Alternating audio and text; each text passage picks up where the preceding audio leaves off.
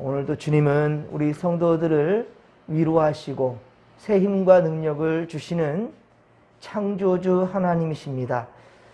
여러분들 이 믿음을 절대로 잊지 마시고 어느 때든지 주님께 나아갈 수 있는 그런 믿음의 권속들 되기를 소망합니다. 오늘 특별히 강명숙 권사님 심장질환 문제로 또 길병원을 가게 되는데요.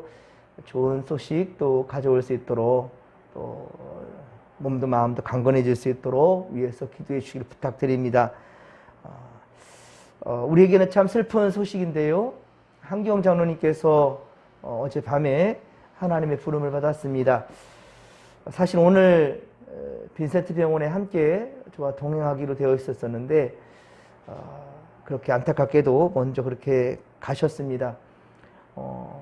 참 황망한 소식이지만 그러나 우리 장로님은 누구보다도 예수님을 사랑했고 그 천국 소망이 분명했고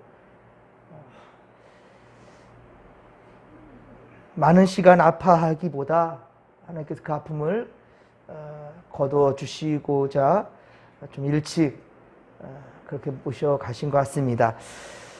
오늘 입관 예배가 입관식이 1시에 있습니다. 그래서 교회에서는 12시 20분에 출발하도록 하겠습니다. 12시 20분에 함께 하실 분들은 사택 이 교육관 앞으로 오시면은 함께 갈 수 있도록 하겠습니다. 오늘 주시는 말씀은 요한복음 1장 19절에서 34절 말씀으로 어린 양 대신 예수 그리스도, 어린 양 대신 예수 그리스도를 증거할 때 여러분 크신 은혜와 깨달음이 있기를 바랍니다. 예수님을 하나님의 어린 양이라고 그렇게 소개한 사람이 있었으니 그가 곧 세례 요한입니다. 마태복음 3장 1에서 4절에 보면 그는 광야로 들어가 기도 생활을 했으며 그리고 낙타토롯을 입고 허리에는 가죽띠를 띠고 메뚜기와 석청이 그러니까 그 야생꿀을 주식으로 삼아서 그렇게 생활하였습니다. 이처럼 그의 생활은 매우 검소했고 그리고 화려하지 않았습니다. 그리고 그는 광야에서 하나님의 말씀을 선포했는데요. 회개하라고 선포하였습니다. 그런데 수많은 사람들은 이 광야로 나와서 세례 요한의 말을 듣고 회개하고 그리고 그렇게 세례를 받게 됩니다. 사람들은 요한을 향해 무척 궁금해합니다. 그가 과연 누구인가? 혹시 오시기로 약속한 메시아일까? 아니면 엘리야나 어느 한 선지자일까? 궁금해합니다. 하지만 요한은 23절에 오늘 보면 23절에 보면 이사야 40장 3절의 그 예언의 말씀을 인용해서 주의 길을 곧게 하라고 광야에서 외치는 자의 소리가 바로 본인을 두고 한 말이다라고 얘기합니다. 사람들이 몰려오고 물세례를 받음으로 조금은 그렇게 참 교만한 그런 상황이 연출될 수도 있겠지만은 그러나 26, 27절 오늘 보면 26, 27절에 보면 나는 물로 세례를 베풀 뿐이고 자신의 뒤에 오시는 분은 신발끈을 내가 풀기도 감당하지 못할 그런 분이다 라고 소개합니다. 또한 마태복음 3장 11절에 보면 그는 성령과 불로 너희에게 세례를 베풀 것이다. 나는 물로 세례를 주거니와 그분은 불과 성령으로 세례를 베풀어 주신다라고 그렇게 증거하였습니다. 29절의 말씀 오늘 보면 29절의 말씀을 다시 한번 읽겠습니다. 이튿날 요한이 예수께서 자기에게 나오심을 보고 이르되 보라 세상 죄를 지고 가는 하나님의 어린 양이로다. 아멘. 사랑하는 성도 여러분, 우리도 어린 양 예수 그리스도를 우리도 같은 눈 같은 마음으로 바라보십시다. 우리의 죄를 대속하신 주께 감사하며 그리고 은혜가 헛되지 않기를 바랍니다. 그리고 우리도 예수님처럼 세상에 방황하는 이들에게 생명의 길로 인도하는 바로 먼저 된 자들이 그 길을 잘 인도해야 될 거 아니겠습니까? 책망받는 자들이 아니라 칭찬받는 자들로서 그렇게 구원의 통로가 되어줄 수 있기를 바랍니다. 여러분, 구약 성경에서는요, 예수님을 의미하는 양의 모습이 여러 곳에 등장합니다. 첫째는 아벨이 양의 첫 새끼를 제물로 드리는 예배였습니다. 히브리서 11장 4절, 히브리서 11장 4절에 보면 아벨은 믿음으로 그 제사를 드렸다라고 그렇게 얘기합니다. 가인은 그러나 그 믿음이 없는 제사였노라고 말하지요. 하나님이 기뻐 받으시는 제사는 정직한 예물, 정직한 마음으로 드려야 된다는 것입니다. 그리고 제물의 소유권이 내게 있는 양 착각해서는 안 되는 겁니다. 거만하거나 교만해서는 안 됩니다. 인색함이 있어서는 안 됩니다. 그런데 우리가 사실 예물을 드릴 때 보면 많은 계산을 하지요. 많은 생각을 합니다. 여러분, 오직 한 가지, 하나님께 예물을 드릴 때는 오직 한 가지의 마음을 품었으면 좋겠습니다. 하나님 감사합니다. 이 모든 것들을 허락하신 주님 감사합니다. 여러분, 감사가 먼저 있기를 소망합니다. 그래서 로마서 12장 1절에 보면, 로마서 12장 1절에 보면 우리 몸을 산 제물로 드려야 한다고까지 얘기하고 있다는 말이에요. 왜? 우리의 이 몸도, 이것도 다 하나님의 것이기 때문이지요. 무엇을 드리느냐도 중요하겠지만, 그런데 더 중요한 것은 어떤 마음과 자세로 하나님께 드리느냐, 이것이 중요한 것입니다. 하나님은 우리의 중심을 보시기 때문입니다. 진정 지금 우리의 예배가 삶이 될 것이고, 삶의 현장이 곧 하나님께 진정한 예배가 되기를 소망합니다. 두 번째는 아브라함이 이삭 대신에 하나님께 제물로 드린 양이었습니다. 하나님은 아브라함이 100세에 얻은 아들을 바치라고 합니다. 아브라함 어떻게 했을까요? 아니, 100세에 낳아 눈에도 넣어도 아프지 않을 귀한 자식을 하나님이 다시 내놓으라 합니다. 이때 아브라함의 반응, 아브라함은 어떻게 했을까? 여러분, 창세기 22장 3절, 창세기 22장 3절에 보면 아브라함은 어떻게 했느냐? 아침에 일찍 일어났답니다. 아침에 일찍 일어나 아들과 함께 그것도 3일길을 걸어가요. 3일길을 걸어 하나님께서 지시하신 그 모리아 산까지 이르게 됩니다. 물론 밤새 고민했을 것입니다. 누가 보더라도 아브라함은 이것 때문에 날밤 샜을 것 같아요. 잠 한숨 못 잤을 것 같아요. 그리고는 아침 일찍이, 즉 다시 말하면 곧바로 실행에 옮겼다라는 것이죠. 제단을 쌓고, 그래서 아들을 결박하고 그 제단에서 칼을 들어서 내리치려 합니다. 아마 그 순간까지 이런 마음이 들었을 거예요. 하나님, 제발 좀, 이런 마음이 왜 없었을까요? 그리고 그러나 중요한 것은 칼을 내리칩니다. 그 아이를 잡으려고 합니다. 그때서 하나님은 이 말씀하십니다. 아브라함아. 얼마나 급했으면 연거푸 아브라함아 급히 그를 부르면서 천사의 손을 통해서 막으셨습니다. 그리고 이삭 대신에 숯불에 걸려있는 순양을 잡아서 그 이삭을 대신하여 제물을 바치게 합니다. 이 양이 곧 예수 그리스도입니다. 이삭이 죽어야 됐지만 이삭을 죽이지 아니하시고 대신하여 대속제물, 대신하여 속바치는 그 제물을 택하셨는데, 그것입니다. 그분이 바로 예수 그리스도였다는 것이지요. 하나님이 독생자 예수님을 우리에게 주신 것은 하나님이 우리를 그처럼 사랑했다라는 증거라는 거죠. 그리고 우리가 예수를 믿는 것은 우리가 하나님을 경외하는 또한 증거입니다. 또한 예수 그리스도는 하나님 사랑을 나타내는 바로 표시이고요. 백성이 하나님을 경외하는 신앙의 바로 표시인 것입니다. 예수를 나타내는 세 번째 양. 세 번째 양은 유월절 어린 양입니다. 하나님은 애굽에 포로로 있던 이스라엘 백성들을 바로 모세를 통하여서 인도해 내시지요. 그러나 애굽의 바로 왕은 이스라엘을 당체 놓아주려 하지 않습니다. 그러자 하나님은 10번째 재앙으로 애굽의 모든 장자와 바로 첫 태생들을 다 죽이는 그러한 재앙을 내리시는데요. 바로의 아들도 예외가 아니었습니다.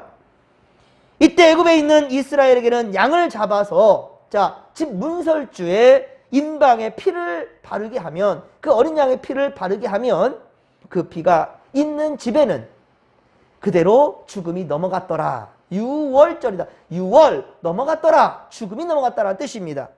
죽음이 넘어간다 하여서 그래서 6월절이 되었고요. 이 6월절 사건은 바로 말미암아 이 이스라엘 백성들이 애굽에서 구원받게 된 징표가 되는 것이에요. 바로 예수님께서 돌아가신 날이 6월절이고 예수님은 또한 6월절에 어린 양이 되셨습니다. 그리고 예수님의 피로 말미암아 사망 권세는 또한 우리를 넘어가게 되는 것입니다. 이 땅에 우리는 때가 되면 죽음을 맞이하는 건 맞아요. 하지만 육신의 몸은 죽을지언정 우리 영은 바로 창조주 곁으로 가게 된다는 것입니다. 우리 한경장로님이 어제 그렇게 이 땅에서는 바로 이제 죽음을 맞이했지만 그러나 주님은 잔다라고 얘기합니다. 그렇습니다. 주님 품에 잠드셨고 이제 예수님께서 다시 이 땅에 재림하실 때 그때 우리 돌아가신 이 믿음의 모든 권속들을 다 다시금 깨어나 주님 예배하신 나라로 가게 된다는 사실을 우리는 믿습니다. 이 믿음 가지고 우리는 살아가는 것입니다. 우리가 좀 전에 참 살아왔던 그런 모든 인생의 순간순간들, 때로는 고난도 있고 기쁨도 있고 참 즐겁고 행복했던 순간들도 참 많지만, 그리고 아프고 괴로워서 눈물 많이 지은 일들도 참 많겠지만은, 그러나 어떻습니까? 그 괴로움은 한날에 족합니다. 그리고 더 중요한 것은 하나님께서 그 고통과 아픔도 모두 다 제해 주실 것이고 반드시 주님 나라로 우리를 인도해 주신다라는 그 확신 가지고 오늘도 우리는 살아가는 것입니다. 여러분들 이 믿음을 절대로 세상 것 바라보다가 세상 육신에 갇혀있는 그런 생각하다가 잃어버리지 않기를 주님의 간절히 축원합니다. 그리고 이 바로 예수의 피로 말미암아 우리가 구원받았다는 이 사실을 우리가 기억할진데 이 일에 우리가 또한 다 증인이 되어야 될 것입니다. 함께 오늘 보면 34절을 다시 한번 읽겠습니다. 내가 보고 그가 하나님의 아들이심을 증언하였노라 하니라. 아멘. 할렐루야. 자, 그렇습니다. 여러분, 우리는 하나님의 아들 예수 그리스도를 봐야 합니다. 제대로 보지 못하면 온전한 주님의 증인이 될 수가 없습니다. 우리가 세상에서도 증인을 세울 때는 어떻습니까? 분명한 본자, 확실히 아는 자, 그를 세우지요.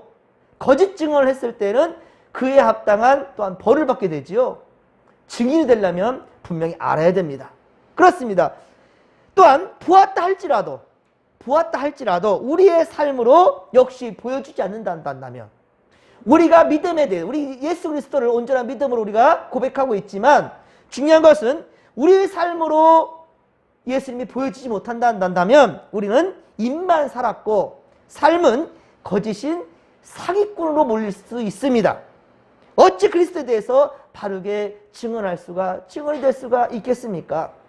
사랑하는 성도 여러분, 세상 죄를 지고 가는 어린 양, 바로 영원한 양이신 예수님을 닮아가는 우리 모두가 될 수 있기를 주님 간절히 축원합니다. 그리고 그분을 닮기 위해서는 그분과 더 어때요? 친밀해야 되겠지요. 더 한 걸음 가까이 나아갈 수 있기를 바랍니다. 야고보서 4장 8절에 말씀합니다. 하나님을 가까이 하라. 그리하면 너희를 가까이 하시리라. 죄인들아 손을 깨끗이 하라. 두 마음을 품은 자들아 마음을 성결케 하라. 아멘. 그렇습니다. 사랑하는 성도 여러분, 우리에게도 예수님의 겸손이 있기를 바랍니다. 양다리 걸치지 않기를 바랍니다. 오직 진실한 믿음과 마음으로 오늘도 코람되어 하나님 앞에서 진실된 이 믿음으로 지켜나갈 수 있기를 바랍니다. 예수님처럼 우리도 희생을 통해 생명을 또한 살려내야 될 것입니다. 그런데 손해보지 않으려는 그 마음 가운데는요 절대로 십자가의 능력이 나타나지 않습니다. 이기적이지 말며 주님을 위해 세상을 위해 기꺼이 손해볼 줄도 아는 그런 성도들이 되기를 소망합니다. 그리고 여러분의 희생은 주께 반드시 인정받을 것입니다. 예, 하늘에서 해같이 빛날 것입니다. 오늘도 여러분 나만을 위한 삶이 아니라 모두를 위한 마음이요, 예수님께서 품으셨던 그 세상을 품을 수 있는 그러한 넓은 마음과 사랑이 또한 우리에게 있기를 소망합니다. 우리 몸에 예수 그리스도의 흔적을 지닌 바로 오늘 이 하루가 되기를 주님의 간절히 축원합니다. 축원합니다. 우리 진목교회 성도들 중에 아픔에 잠겨있는 신음하는 성도들이 참 많습니다. 특별히 윤은순 권사님도 지금 요양병원에 계시는데, 그래서 아무나 쉽게 지금 볼 수 있는 상황이 아닙니다. 부탁드리건대 윤은순 권사님 외롭지 않도록 하나님이 늘 친구 되어주시고, 그리고 이 고통의 고난의 순간들을 믿음으로 잘 극복할 수 있도록 여러분들 기도해 주시고요. 최수복 장로님께서도 퇴원하셔서 집에 계시지만 참 몸에 기력이 없으십니다. 많이 힘든 상황인데 여러분들 위로가, 하나님의 위로가 필요하거든요. 기도 부탁드립니다. 김학철 어르신도 반드시 예수님을 영접할 수 있도록 그 마음이 절대로 닫혀지지 않도록 위해서 기도해 주시고요. 우리 강명숙 권사님도 오늘 참 길병원에 다녀올 때 이제보다 더 좋은 모습으로 돌아와서 그 여족에게 맡겨진 일들을 믿음으로 잘 감당할 수 있도록 위해서 기도해 주시기를 부탁드립니다.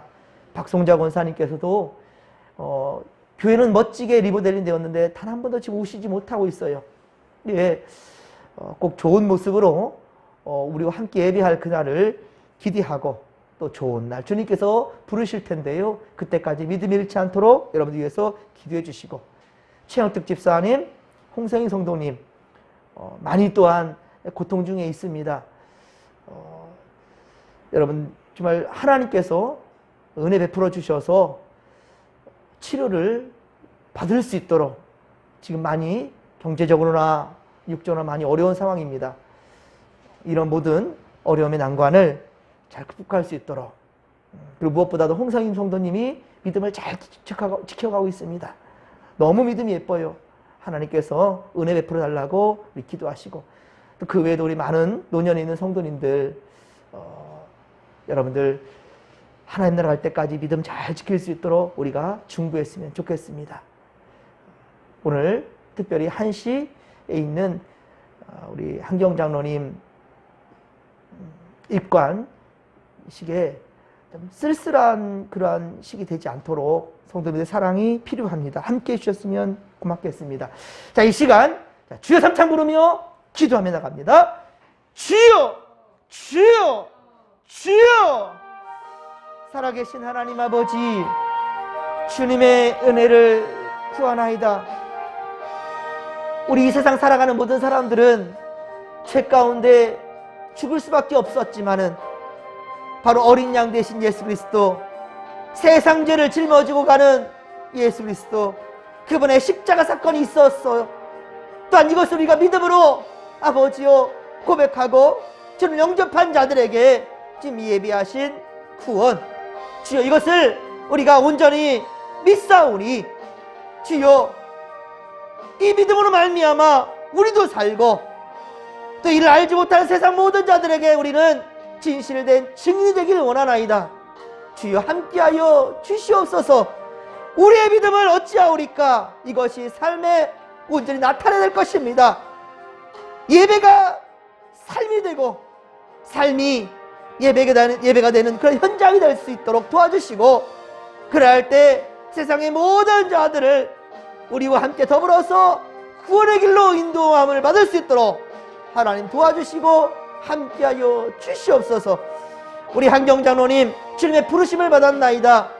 주의 부르심에 어느 누가 아버지 부정할 수 있사오리까? 거절할 수 없나이다. 인간적인 정을 끊기에는 참으로 고통스럽고 아프지만은, 그러나 우리 한경 장로님 이 땅에 더 많은 고통받기보다 주님께서 그에게 안위함을 주셔서 우리 그렇게 주님 나라 간절히 믿사오니, 하나님 주님께서 이 남겨져 있는 유족들과 우리 진목회 성도들에게 주여 위로를 도와여 주시옵소서. 장례 절차에 함께 하시고 특별히 오늘 이제 이 땅의 모습은 마지막으로 보게 될 텐데 하나님 입관식에 온 성도들 또 가장 같은 사랑하는 마음으로 아버지 함께 할 수 있도록 도와주시고 우리가 기도할 때 하나님 우리 서로의 아픔이 회복될 수 있도록 도와주시며 우리 그 자식들이 그 자손들이 반드시 우리 장로님이 믿고 아버지 섬겼던 예수 그리스도를 모두 다 영접할 수 있도록 도와주시옵소서.